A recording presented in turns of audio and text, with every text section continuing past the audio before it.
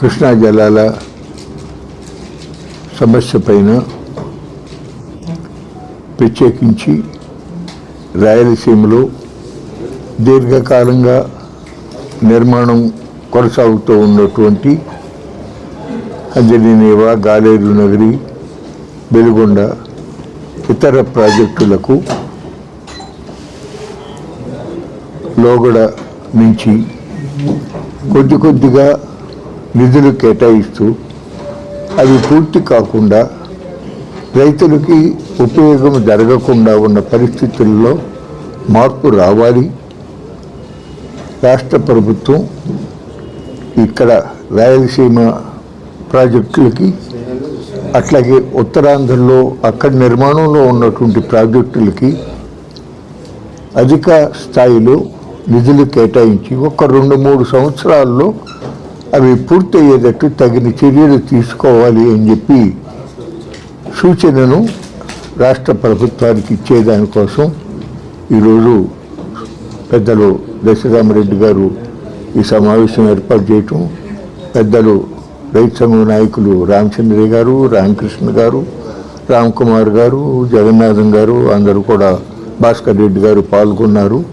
ముఖ్యంగా ఈ సందర్భంగా మేమందరం కూడా చంద్రబాబు నాయుడు గారిని ప్రత్యేకించి కోరేది ఏంటంటే, మీరు ప్రజలను సంప్రదించండి, చర్చించండి. కొద్ది రోజుల క్రితం విజయవాడలో ఉభయ సిపిఎం, సిపిఐ పార్టీలకు అనుబంధంగా ఉన్నటువంటి రైతు సంఘాలు, అట్లాగే వ్యవసాయ రంగం, అట్లాగే ఇరిగేషన్ రంగంలో చాలా అనుభవం, అవగాహన ఉన్నటువంటి శ్రీరామకృష్ణ గారి దగ్గర దీర్ఘకాలం పనిచేసినటువంటి పాపారావు గారు, అక్కినేని భవానీ ప్రసాద్ గారు, అట్లాగే ఆంధ్రప్రదేశ్లో సాగునీటి సంఘంలో సాగునీటి వీటిల్లో చాలా కృషి చేసిన కొల్లి నాగేశ్వరరావు గారు, కీర్తిశేషులు, ఆయన అల్లుడు లక్ష్మీనారాయణ గారు, వీరందరూ కూడా సమావేశం అయ్యి నేను కూడా ఉండి ప్రభుత్వానికి కృష్ణా రివర్ మేనేజ్మెంట్ బోర్డు కార్యాలయం శ్రీశైలంలో పెట్టండి అని చెప్పి ఏకగ్రీవంగా తీర్మానం చేసి పంపిస్తే, రాష్ట్ర ప్రభుత్వం నుంచి అమరావతిలో పెట్టండి అని చెప్పి సెంట్రల్ గవర్నమెంట్ వాటర్ రిసోర్సెస్ మినిస్ట్రీకి రాశారంటే ఇది చాలా బాధాకరమైన విషయం. ఇది సరైన నిర్ణయం కాదు. దయచేసి ముఖ్యమంత్రి గారు ఉపసంహరించుకోండి. రాయలసీమ ప్రజల యొక్క మనోభావాలను కూడా గౌరవించండి. రాష్ట్రంలో అన్ని ప్రాంతాలలో ప్రజలకి కూడా ఒక ఆత్మసంతృప్తి కలిగే విధంగా వ్యవహరించాల్సిన అవసరం ఉంది. ఏకపక్షంగా మీరు నిర్ణయాలు తీసుకోవటం ఎంత మాత్రం కూడా తగదు.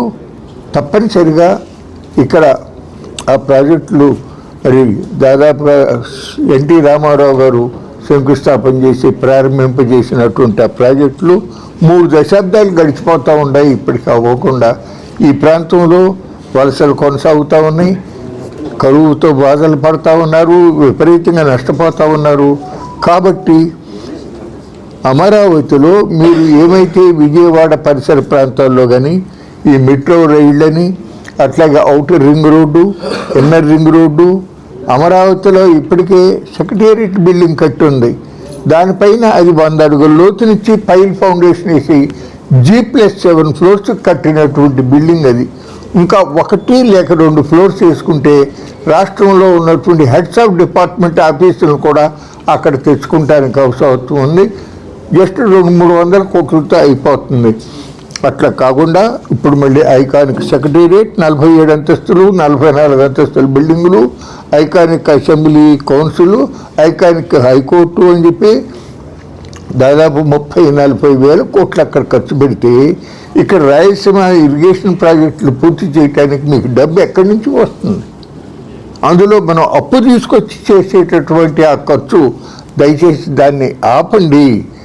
చేస్తే తర్వాత మీరు 2047లో అప్పుడు గమనించాలే, ఈ లోపల ముందు ఇవి పూర్తి చేయండి.